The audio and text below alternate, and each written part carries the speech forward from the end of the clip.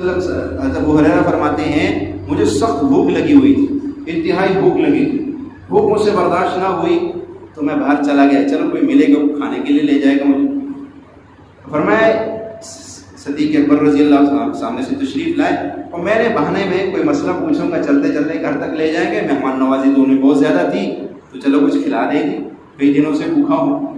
صدیق اکبر رضی اللہ تعالیٰ نے مجھے مسئلے کا جواب دیا اور چلے گئے، کوئی یہ نہیں کہا آ جاؤ گھر، نہیں۔ میں مایوس کھڑا ہو گیا، پھر دیکھا تو حضرت عمر تشریف لائے، میں نے کہا چلو ان سے کوئی پوچھتا ہوں، تو بات میں مجھے گھر تک لے جائیں گے، کچھ کھلا دیں گے۔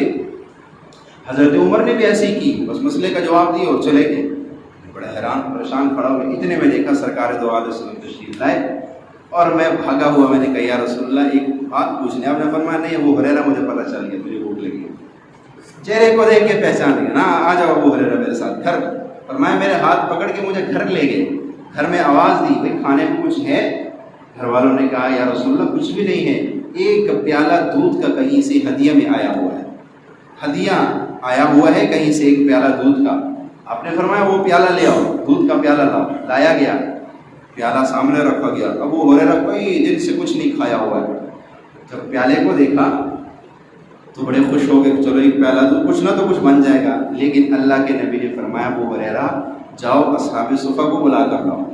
اب اصحاب صفہ وہ صحابہ تھے جو دور دراز سے آئے، جیسے آج کل مدرسے ہیں، دور دراز سے طلباء آ کے پڑھتے ہیں، آپ کے جو ہے صدقہ خیرات یا آپ جو ہدیہ وغیرہ دیتے ہو اس پہ ان کا گزارا ہے، تو وہ ایسے ہی تھے۔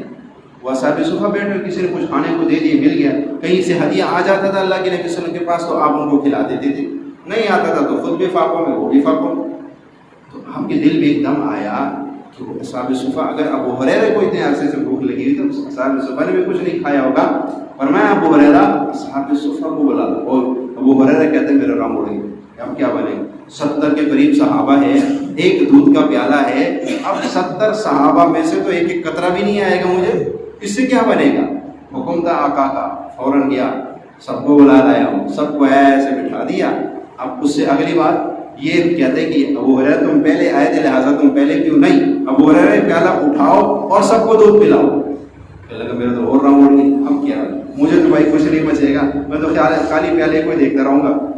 لیکن واہ، فرمایا میں نے پیالہ اٹھایا، ایک صحابی کو دیا، اس نے پیٹ بھر کے پیا، دودھ وہی کا وہی، ختم ہونے کا نام نہیں لے رہے۔ دوسرے کو دیا، تیسرے کو دیا، کرتے کرتے 70 صحابہ نے دودھ پی لیا اور دودھ وہی کا وہی، ختم نہیں۔ اس کو کہتے ہیں معجزہ، یہ اللہ کے نبی کا معجزہ ہے۔ پھر فرمایا وہ پیالہ مجھے دیا، ابو ہریرہ اب تم پی لو۔ کہا میں نے پیا، خوب پیا، میرے پیٹ بھر گیا۔ میں نے کہا یا رسول اللہ بس، میں نے اور پیو، اور پلایا، اتنا پیا کہ فل بھر گیا۔ پھر اس کے بعد آپ نے وہ پیالہ پیا، دودھ ختم ہو گیا۔ اس کو کہتے ہیں معجزہ۔ اگر ایسی خلاف العقل بات کسی اللہ کے ولی سے صادر ہو جائے اس کو کہتے ہیں کرامت۔